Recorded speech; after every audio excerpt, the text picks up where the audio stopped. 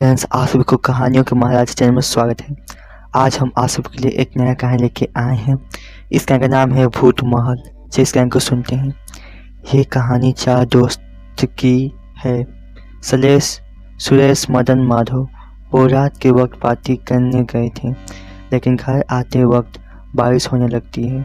चारों दोस्त बारिश में यहाँ वहाँ ठहरने के लिए जगह ढूंढने लगते हैं। तभी सलेश को एक पुराना सा महल दिखाई देता है। सलेश अपने दोस्तों को महल की ओर इशारा करता है। सुरेश कहता है, इतना पुरान जंगल में महल कहाँ से आ गया? तभी मदन माधव बोलते हैं, अरे यार, इसके बारे में बाद में सोचेंगे, सबसे पहले महल में चलते हैं। चारों दोस्त उस महल में चले जाते हैं और उन सभी को एक आदमी दिखाई देता है। वो चारों उस आदमी से कहते हैं, भाई, बाहर बहुत बारिश हो रही है, क्या हम लोग इस महल में रह सकते हैं? वो आदमी बोलता है, ठीक है, रह सकते हो।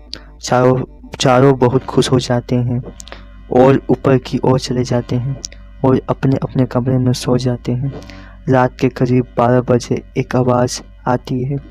सुरेश नींद से जग जाता है और देखता है कि कोई उसके कमरे के कोने में बैठकर रो रहा है। सुरेश बहुत डर जाता है और दूर से ही उस लड़की से कहता है, कौन हो तुम? लेकिन वो लड़की कोई जवाब नहीं देती है।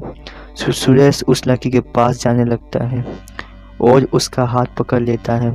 जैसे ही सुरेश उस लड़की का हाथ पकड़ता है, वैसे ही सुरेश को झटका लगता है। वो लड़की सुरेश की तरफ मुड़ती है। सुरेश जैसे ही उस लड़की का चेहरा देखता है, उसके मुंह से चीख निकल जाता है। उस लड़की का आंख नहीं था और वो बहुत ज़्यादा भयानक लग रही थी। तभी वो लड़की सुरेश का गर्दन पकड़ लेती है और कहती है, तुम नहीं बचोगे। सुरेश कहता है, मुझे छोड़ दो, मैंने तुम्हारा क्या बिगाड़ा है? तभी वो लड़की बोलती है, याद करो, तूने मुझे कैसे मार दिया। सुरेश कुछ देर सोचने लगता है।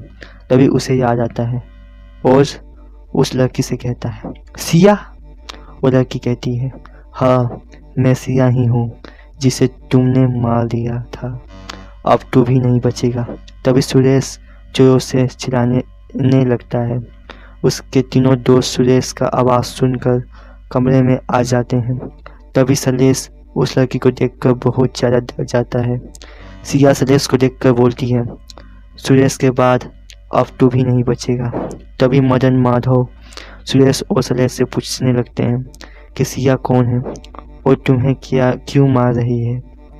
तभी सलेश डरते हुए बोलता है, सिया मेरे गांव में ही रहती थी, मैं उससे बहुत प्यार करता था, लेकिन वो करण से प्यार करती थी। मैं सिया को दूसरे के साथ देखकर पागल हो जाता था, लेकिन एक दिन मुझ पे इतना पागलपन सवार हो गया कि मैं अपने दोस्त सलेश के साथ मिलकर सिया और करण को ही जान से मार दिया और इस महल के पीछे वाले बगीचे में दफना दिया और हमेशा हमेशा के लिए इस महल से दूर चला गया था। लेकिन मुझे पता नहीं था कि ये वही महल है जहाँ मैंने सिया का लाश दफनाया था। मदन और माधव को बहुत गुस्सा आ जाता है और वो दोनों सलेश और सुरेश को 2 थप्पड़ लगा देते हैं और कमरे का सारा दरवाज़ा बंद कर देते हैं और सिया से कहते हैं, ये दरिंदों को मार दो। वो लड़की कहती है, आप दोनों इस महल से जा सकते हैं, मेरा शिकार ये दोनों ही है। मदन और माधव बोलते हैं, हम यहीं रहकर इन दोनों को मरते हुए देखना चाहते हैं। वो लड़की कहती है, ठीक है। वो लड़की सुरेश और सलेश को मार देती है। मदन और माधव कोर्ट में साबित कर देते हैं कि सुरेश और सलेश एक लड़की की वजह से एक दूसरे को गोली मारने की वजह से मौत हो गया है। सिया की आत्मा को शांति मिल जाता है। तो दोस्तों, अगर ये कहानी आप सबको पसंद आए तो मेरे चैनल को लाइक, कमेंट, सब्सक्राइब करना मत भूलिएगा दोस्तों। चलिए, गुड बाय।